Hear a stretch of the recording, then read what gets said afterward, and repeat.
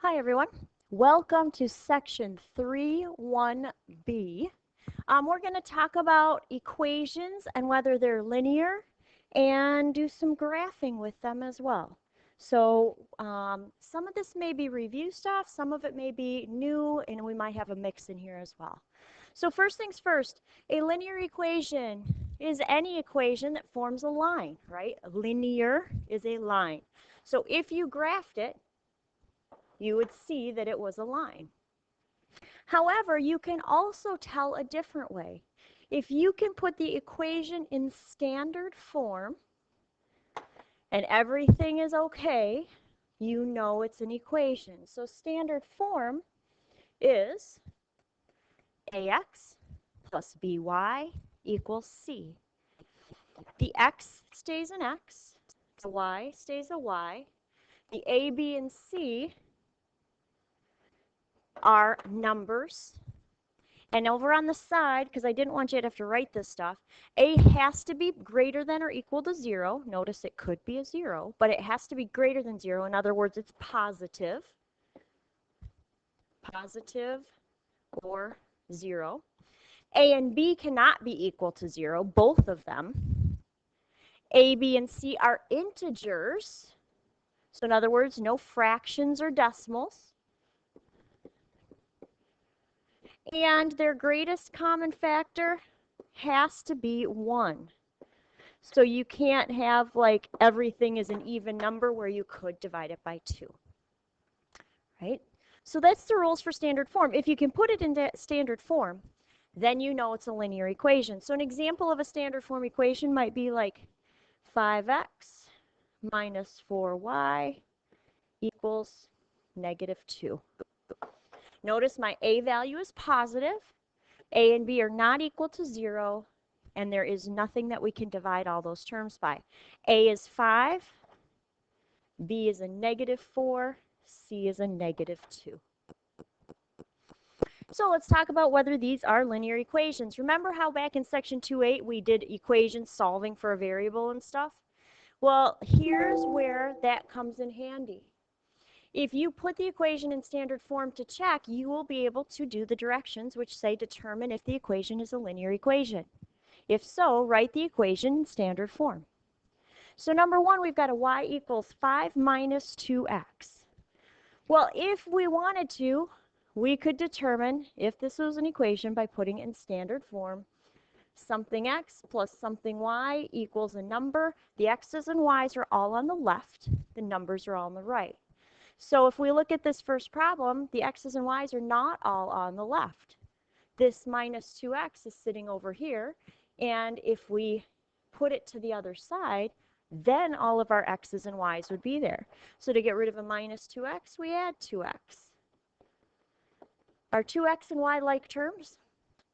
So we're going to have to keep those guys separate, right? 2x plus y equals 5, because those crossed out. So yes, this is linear, and my standard form is 2x plus y equals 5. I could ask you what the a value was, you tell me 2. I could ask you what the b value was, you'd tell me 1. And I could ask you the c value, and you'd tell me 5. How about problem number 2? Is problem number 2 a linear function or linear equation? Notice all of the variables are on one side, but do you see a small issue? Anywhere in standard form does it say that we're allowed to have an x, y, or x times y? So this is not linear. If we graphed it, it wouldn't be a straight line. It'd be something else crazy. How about number 3? 3x plus 9y equals 15. Are all my x's and y's on one side? Yes, they are, right? So I know automatically this is linear. However, the standard form part, what do you notice about the a, b, and c value, the 3, 9, and 15? Well, if we divided them all by 3, whoops, wrong number, divide them all by 3, then it would be, it's almost like simplifying a fraction. So 3x divided by 3 is 1x, 9y divided by 3 is 3y, and 15 divided by 5 is 3. So here is my standard form. It has to be simplified. But it definitely is linear either way you look at it. And number 4, that guy. Are all my x's and y's on one side? I don't have any x's, but I'm still okay with that because I still can say that's linear. But the problem with this one, just like the last one, is remember how it said that a and b cannot be fractions or decimals? They must be integers. How could I get rid of that 1/3? Times by 3 on this side, times by 3 on this side. If you go to your calculator or do some mental math, 3 times 1/3 y is 1y equals negative 1 times 3 is negative 3. So y equals 3 is my standard form because all my variables are on one side, all my numbers are on the other. All right, so now let's talk about graphing these equations. First of all, a couple important things. It is a continuous line and it extends beyond the arrows. That's why we put arrows on the graph when we graph them. So I'm going to be picky about that. Make sure you put arrows on there. Line represents all of the solutions, and every ordered pair satisfies that equation. We're going to have x's and y's, and if we pick an xy ordered pair and plug it in, it would work. We'd always get a true statement. So the domain of a linear function are all x values that you choose. We could say they're all reals because you can choose anything that you like. So if I ever ask you about the domain, you're going to tell me, oh, it's all reals, because we could pick anything we want when we make our XY table. So hopefully, graphing is a review for you. We're going to start off by making a values table. If you know how to use mx plus b and other things, just make sure you know how to use these values table. So you're going to make a values table. You're going to choose values for the domain. Values table is where we make a little t-chart, x on one side, y on the other side. Notice that you get to choose. When you choose, those are the independent variables.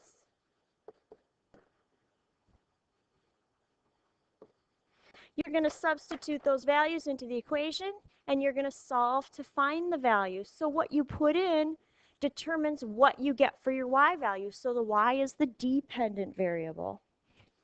And then last but not least, you're going to plot those points, connect the dots. It should be a straight line if you did everything right. Make sure you, so it should be a line, and make sure you include arrows. You can extend past the last dot. And of course, everybody knows range is y's, right? All right, so let's do this first one. X plus 2y equals 6. Let's graph that, making a value of tables. Notice I put a little note there. If you want the easiest way to do this, which I know a lot of people do, solve for y. Make it y equals, and that is the easiest way to do our values table. Solve for y. So if we're going to solve for y, we've got x plus 2y equals 6.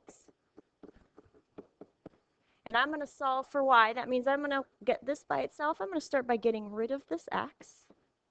So I've got 2y equals, now usually we would write 6 minus x, right?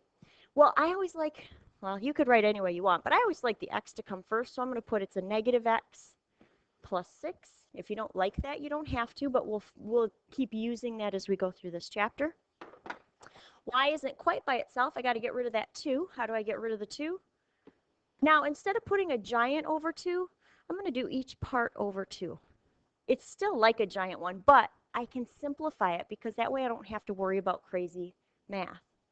So my final equation for this is going to be y equals, watch carefully, an x with a negative 1 over 2 plus 6 over 2 is 3.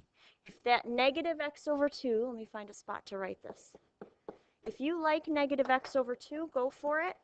I'm going to always take the x out of the fraction and put it out on the side, and then just leave my denominator 2, leave my numerator negative. Since there isn't a number there, it's a 1.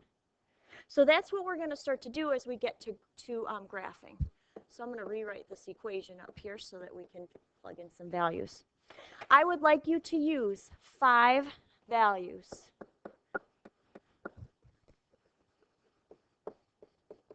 So I choose the same values almost all the time. -2, 1, 0, 1, and 2. I get a pretty good idea of what that graph's going to look like when I use those values. And we could get fractions or decimals. So when I put -2 in, check my math. -1/2 times -2 gives me a +1 plus 3 is 4. If you're struggling with the math, hit timeout, do them yourself, and then come back and make sure you got the same values. When I put a -1 in for the x, I get a +1/2 plus 3 is 3.5. When I put 0 in for x, 1/2 times 0 is 0, plus 3 is 3. When I put 1 in, -1/2 times 1 is -1/2, plus 3 is 2.5. And last but not least, when I put a 2 in, -1/2 times 2 is -1, plus 3 is 2. Again, stop and do the math if you need to. Double check, make sure that you're getting those same answers.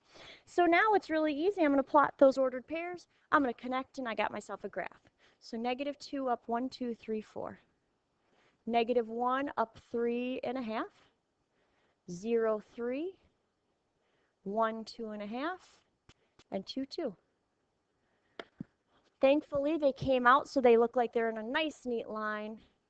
I'm going to connect those dots. I'm going to make my line nice and long, and I'm going to put arrows at the end. There's my equation. It's definitely a linear equation because it's a straight line. This is standard form right here, the original way that I gave it to you. So you already knew that it was going to be a linear equation. Right? Number 6. Let's skip this one. I'm going to ask you to do that as your practice problem. So I'll be looking for that in class.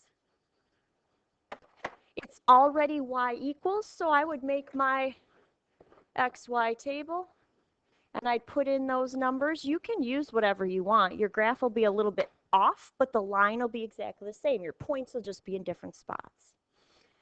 And let's do this one, just for kicks here. We'll talk about number 8 too. So it's already solved for y. Y equals -2. I get to always pick my x values, -2, -1, 0, 1, 2. This one's interesting though, right? There is no x. So no matter what I try to put in for x, I still am always going to get y equals -2. So if I try to put in a -2 for x, I still get -2 for y. If I try to put in a -1 for x, I still get a -2. If I tried to put a 0 in for x, I still get a -2. Are you getting the idea of this? When I graph these guys, -2 down 2, -1 down 2, 0 down 2, I get myself a nice, neat horizontal line. Y equals something. You might want to make yourself a note. Horizontal. And then we'll talk about what happens in number 8 when we just have an x equals. Probably you have a guess already. If y only is horizontal, what's an x only going to be? So, lesson summary. When you make a values table to graph, how do you know what values to use for x? What values to use for y? And your practice problem, go back to that number 6. I already told you that, and graph that. So just do your values for y. We already put numbers in for the domain, and connect those guys. That's it for section 3, 1B. Hopefully it was a review. Have a great day.